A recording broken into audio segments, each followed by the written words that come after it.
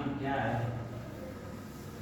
अच्छा जी, जी अभी मन मन क्या है, कैसे काम करता है, कैसे बनता है, चलो ठीक है। कैसे इसको काबू में रखें? मन के बारे में बात करते हैं। जी जी जो सबसे ज्यादा परेशान करता जी है ना? हाँ जी। हाँ जी, तो शुरू हो जाए। जी जी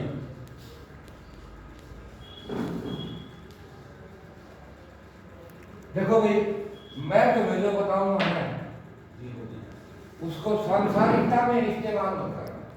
जी आपने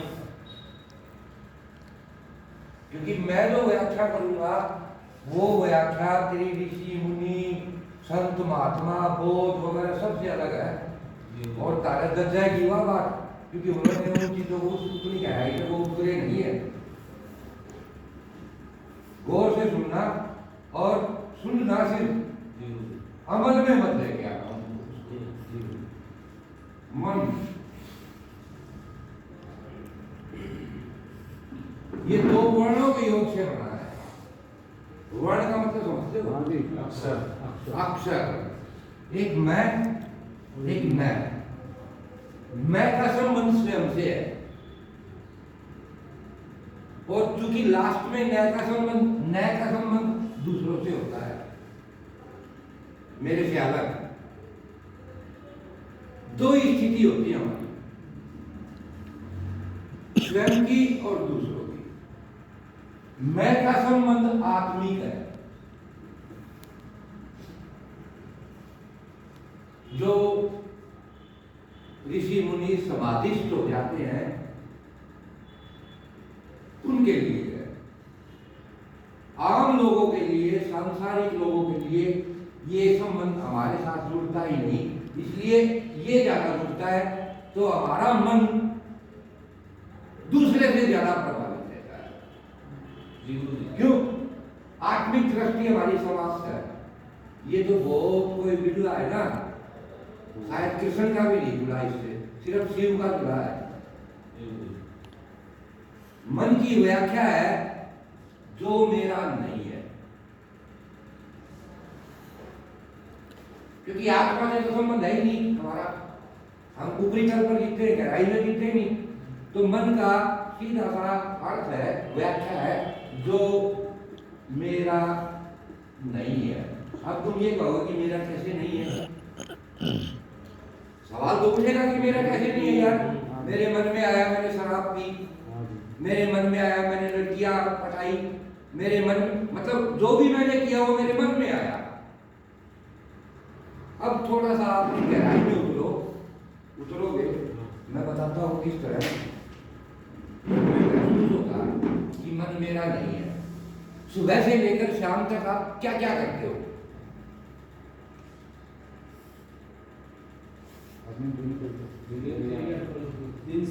दिनचर्या करते हो। अब थोड़ा सा गौर करना मेरी बात पर। वो जो दिनचर्या है ना, वो भी हमारी स्वयं की नहीं है। कैसे? रूटीन बनाया हुआ। कैसे भाई? हम खाते हैं, शरीर को जरूरत है, आत्मा को नहीं है। हम भागते हैं, शरीर को जरूरत है, आत्मा को नहीं है। हम नहाते हैं, शरीर को जरूरत नहीं, ये शरीर की जरूरत नहीं है, ये जरूरत सांसारिक है। अगर हम नहा के नहीं जाएंगे तो अपने आप को छोटा महसूस करेंगे। दिमाग में यह रहता है कि लोग कहेंगे कि बहन जो नहा के नहीं जाता, नहाता नहीं। हम जो भी सुबह से लेकर शाम तक क्रिया करते हैं, कृत्य करते हैं, वो सारा दूसरों के लिए करते हैं। हमारा नहाना धोना, खाना पीना, कपड़े पहनना, मोटरसाइकिल खरीदना, धन कमाना, ऊंचे पद पर बैठना, मतलब कुछ हो जाना, कुछ बड़ा हो जाना, ये सभी हम दूसरों के लिए करते हैं, स्वयं के लिए होता ही नहीं। क्योंकि आत्मिक भाव से हम जुड़े नहीं है। हम बढ़िया कपड़े लाते हैं, पहनते हैं, तो थोड़ा सा गहराई में जाओ, अपने लिए नहीं पहन रहे, वो दिखाने के लिए पहन रहे हैं। गाड़ियां लेके आते हैं, धन कमाते हैं, जो भी हम करते हैं वो सारा कृत्य हम दूसरों के लिए करते हैं। और समझते क्या है? अपने लिए कर रहा हूँ, जबकि ये मेरा कुछ मेरे लिए मैं कुछ कर भी नहीं रहा। बच्चों को पढ़ाना है ना, बढ़िया स्कूल में भेजना, बढ़िया खाना खिलाना बच्चों को, मतलब जो बच्चों की परवरिश है ना, वो भी दूसरों के लिए करते हैं। बच्चे पैदा भी दूसरों के लिए, दूसरों के लिए बच्चे पैदा भी दूसरों के लिए ही करते हैं। उसमें एक ऊपरी तल पर तो हम अपने स्वार्थ के लिए करते हैं, लेकिन आत्मिक तल पर वो सृष्टि का आगे निर्माण करेंगे। दिखावे के लिए भी कि नामर्द नहीं है। हाँ, अपना वंश हाँ, अपना वंश। ये तो मन की एक सीधी सी सरल व्याख्या है कि जो भी कृत्य, जो भी सुबह से लेकर शाम तक मेरे द्वारा होता है, वो मेरे द्वारा नहीं होता, मैं अपने लिए नहीं करता, वो दूसरों के लिए करता हूँ। आई बात समझ में? गुरु जी, मन की संरचना तो आपने बता दी मन की है। आजकल सारी सुविधाएं हमको मिल रही है सर, मेरे बच्चों को पढ़ाई लिखाई के समान। अबे टूटिया थोड़ी देर बैठ, पहले समझ ले बात का सवाल, तो मैं पूरा हो लूँ फिर शुरू करिए ये सवाल। ठीक है सर। ये तो थी मन की व्याख्या, दिमाग भटका दिया। मन की संरचना बताइए सर। संरचना। अब मन कार्य कैसे करता है? जी जी गुरुजी। मन है क्या? ये तो थी व्याख्या कि मेरा नहीं है, ठीक है। जी सर।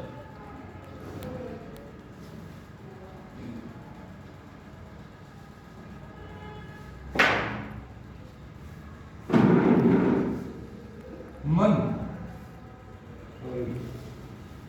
पहले पूरी बात समझ लिया करते एक बार। हाँ, हृदय, मस्तिष्क,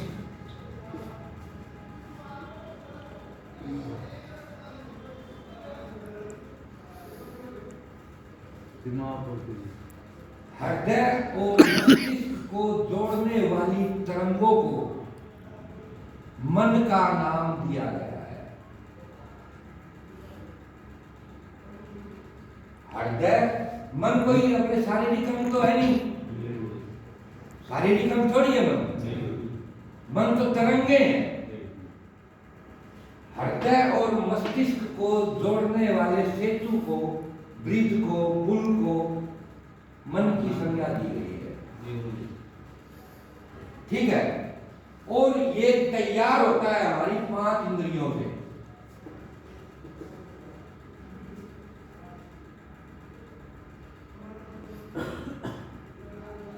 इंद्रियां कौन कौन सी हैं? आँख, नाक, त्वचा।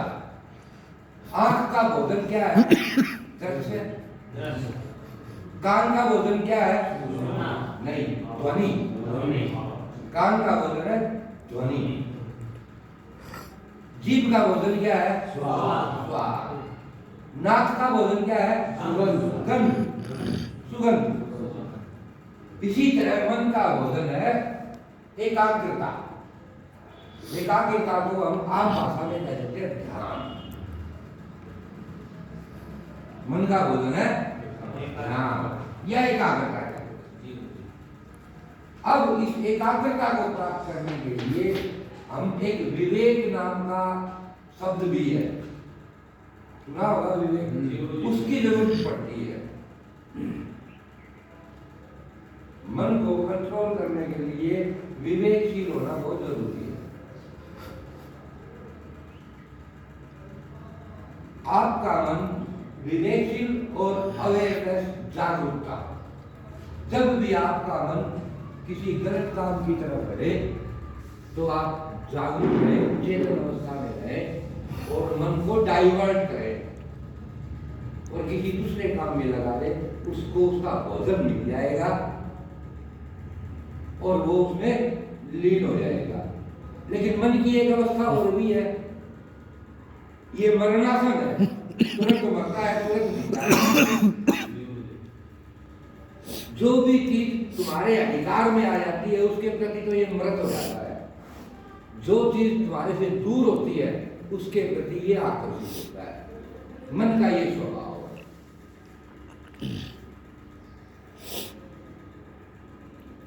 समझा? जी गुरु जी। ये मन का स्वभाव है, जो मेरे पास है उसका महत्व समाप्त, जो मेरे पास नहीं है उसकी तरफ आकर्षित। और इसी मन के स्वभाव को समझना होता है, और जो समझ जाता है वही इसको काबू में रख सकता है। अच्छे और बुरे का हमें पता है।